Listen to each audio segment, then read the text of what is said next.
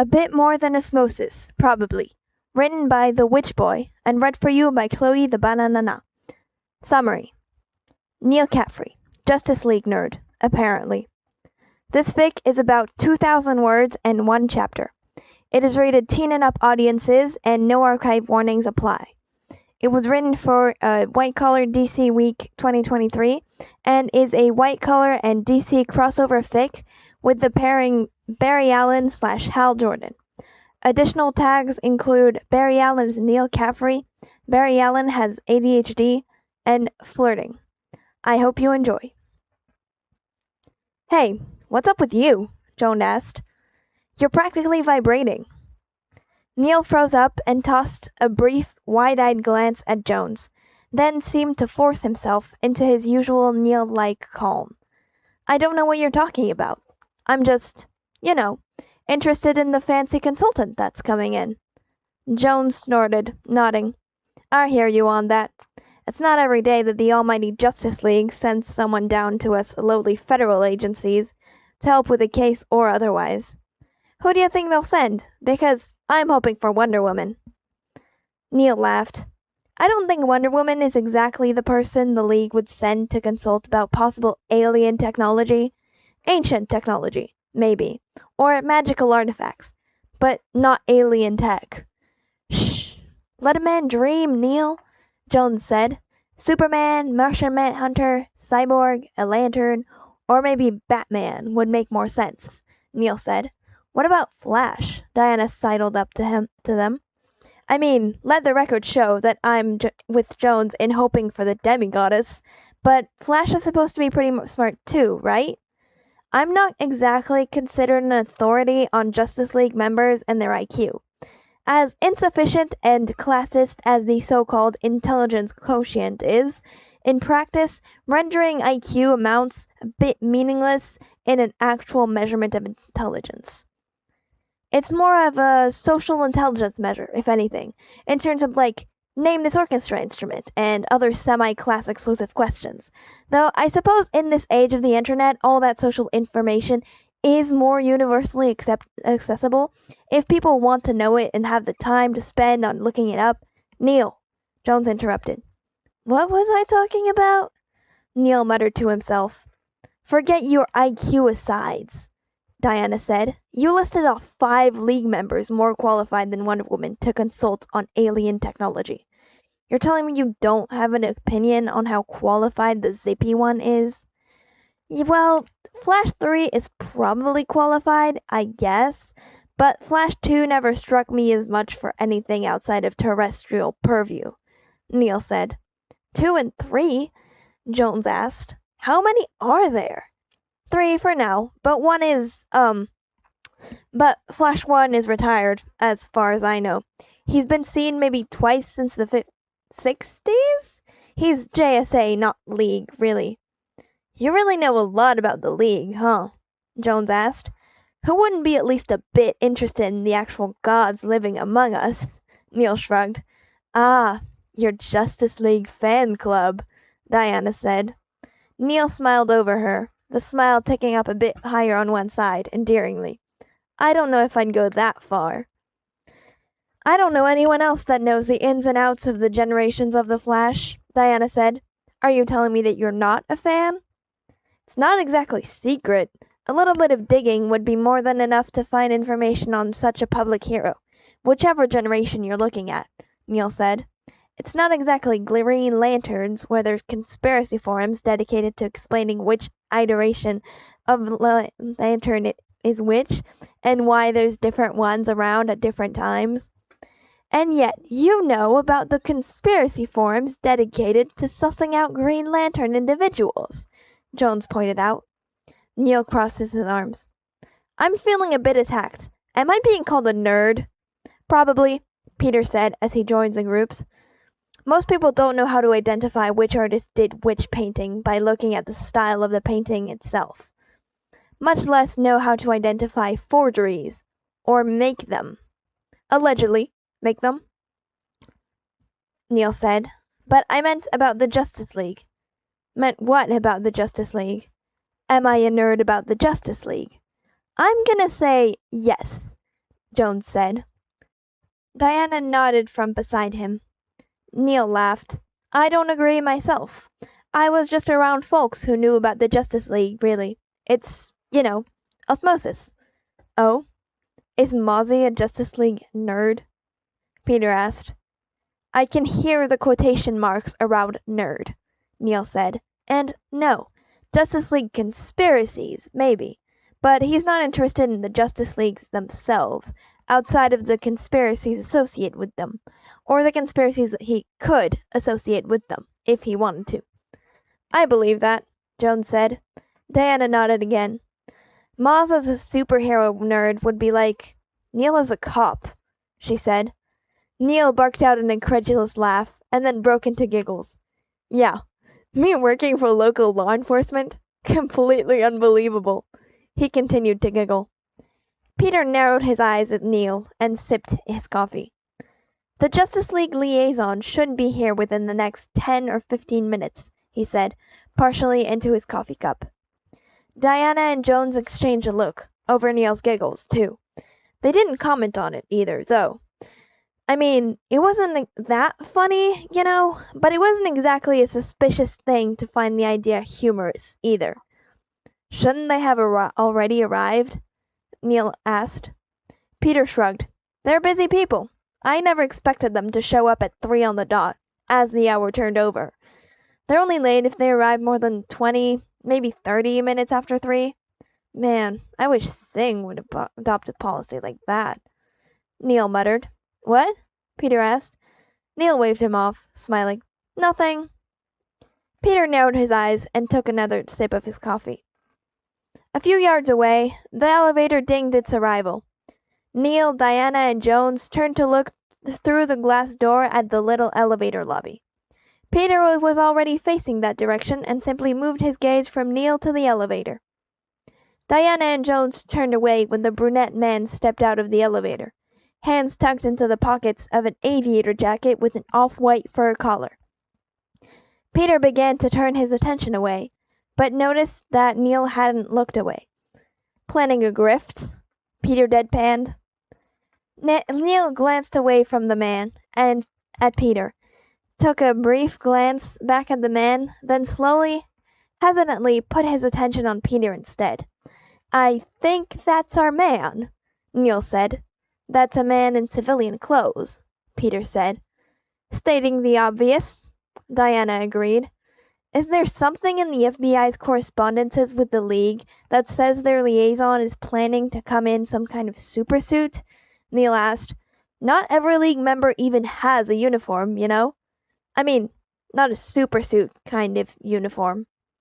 Behind Neal, the man that had stepped out of the elevator looked to be flirting with the receptionist. Really? Peter asked. No need to sound so dubious, Neal scoffed. Then he started counting off on his fingers. The question wears their creepy faceless mask, but a fairly normal suit and coat. Constantine dresses like Columbo at best. Black Canary's bodysuit is a statement piece, but not necessarily supersuit coated. Zatanna dresses like a state magician. Not a Justice League nerd. Huh. Diana broke in. Neal snorted inelegantly. Osmosis, I swear. Uh-huh. Sure. Neal rolled his eyes, supremely good-natured. The conversation probably would have continued from there, but an arm wrapped around Neal's shoulders, startling him a little, and the stranger in the aviator jacket stepped into their little conversational knot. Hey, what are we talking about? He grinned at Peter, Diana, and Jones in turn. Neal tossed him a glare. Peter was ready to tell the man to back off, threatening a report of harassment, but the man's smile softened as he turned to look at Neal last, and Neal's glare melted away. The stranger's smile, like Neal's, ticked up a bit more on one side, but it was more pronounced on the stranger, reminiscent of Han Solo, as portrayed by Harrison Ford or Alden Ehrenreich, who did a pretty good job of imitating that uneven Harrison Ford grin. I'll never get used to that, the stranger said. Then he reached up and mussed Neal's hair. He just reached up and ruffled Neal's hair. Peter felt his jaw drop a little. Who did something like that? Then Peter processed that a bit more. Never get used to that. That implied familiarity. That also implied to Neal that, wore his hair different? And this random civilian knew Neal in that different context? Hey, Neal said. Don't. He reached up and pushed both hands through his hair, pushing it all back into place. Sorry, the man said, unapologetically. He turned his grin on Peter. Agent Burke? Peter narrowed his eyes a little, but nodded his confirmation. Cool, I'm Hal Jordan. Hal did a lazy salute to accompany his introduction. Yes, the same one that went missing for like a year, ex-Air Force, formerly a test pilot for Ferris Air, yada yada yada. I'm here as your Justice League liaison. Oh. Peter wasn't sure how missing for a year, ex-Air Force, former test pilot for Ferris Air, qualified to a qualification as Justice League liaison. He also wasn't sure how a Justice League liaison would be familiar with a convicted bond forger and alleged art thief and art forger. Oh, right. Hal motioned to himself with his free hand. Green Lantern, one of 6 currently active in the sector. 7 if you count Mr. Prototype himself. I think he's just a dick, personally. Neal elbowed him in the ribs. But he's obviously a professional and super important to the legacy of the Green Lanterns, in that his gear predates the design for the gear all the Corps uses now. Like, that's the prototype part of Mr. Prototype, Hal said quickly. You're a Green Lantern. Jones raised an eyebrow. I don't know if we can just take you on your word. Shouldn't you be keeping your ID secret? Diana asked. If we can go somewhere a bit more private, I'll power up and prove it. Hal shrugged. And I'm pretty sure I'm legally dead because of the whole missing for a year thing. Not least because there was a plane crash involved. Pretty sure there's a gravestone and everything. Empty plot, of course, but a gravestone. Peter sighed, then nodded. That would probably be for the best, unless you have some kind of identification to prove your association with the Justice League. Nah, left my membership card at home, Hal joked. Neal elbowed at him again, which was, a bit out of character for him. Neal didn't generally dig the point of his elbow into folks' ribs, friends or otherwise. And Neal shouldn't know the Justice League liaison, much less the civilian identity of the Justice League liaison. Right? My office, Peter said. Jones and Diana didn't follow, and Jones looked more than a little bummed out not to be taking part in the proceedings.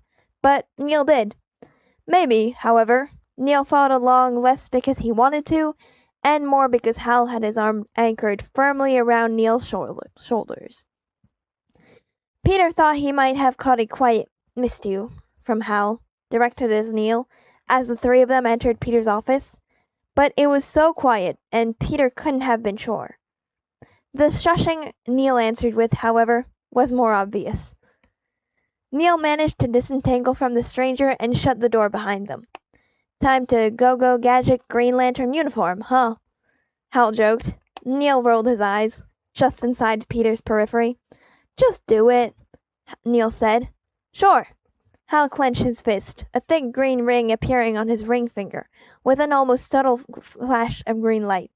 I have the power, Hal joked. Enough with the references, Hal, Neal murmured. Spoil sport. A green light, originating at the newly visible ring, subsumed Hal briefly, and left a uniformed Hal in its wake. The uniform was identifiably Green Lantern, complete with domino mask. Peter couldn't, for the life of him, figure out where Hal's clothes would have gone. The uniform was skin-tight, but the aviator jacket and jeans were nowhere in sight anymore. See? Green Lantern of Sector 2187, numero uno, Earthborn Lantern of the modern age. Except for Mr. Prototype. Peter found it incredibly hard to doubt the man. If anything, the transformation was more convincing than showing up already in uniform. And then Hal floated from the ground, an aura of green coming off him. And how should someone even fake that sequence of events? Well, Hal asked, convinced? Or should I do a few constructs? Oh! He closed his fist under the green ring once more, then pointed towards Neal. A plush chair, glowing and clearly made of light, appeared next to him. Neal rolled his eyes, very obviously, but indulged Hal and sat on the seat, leaning back and everything. Hard light construct, Neal said. Well, soft, really. I don't know how you make a pliable construct. You'll figure it out eventually, Hal dismissed. The chair pushed Neal back into a standing position, then withdrew along the beam of light, back into the ring. He turned back to Peter, grinning. Peter gave a hesitant nod. Mostly he was uncomfortable with how Neal and Hal seemed to know each other, but he didn't know how he could bring that up without sounding like a complete and utter jerk. It wasn't like Neal wasn't allowed to have friends or anything, after all. Cool, let's get to work then, Hal said. He landed back on the ground, was resubsumed in the green light, and then stood there in his civilian clothes, once more, aviator jacket and all. The end. Thank you for listening, and I hope you have a good day, or night, or whatever time it is. Bye!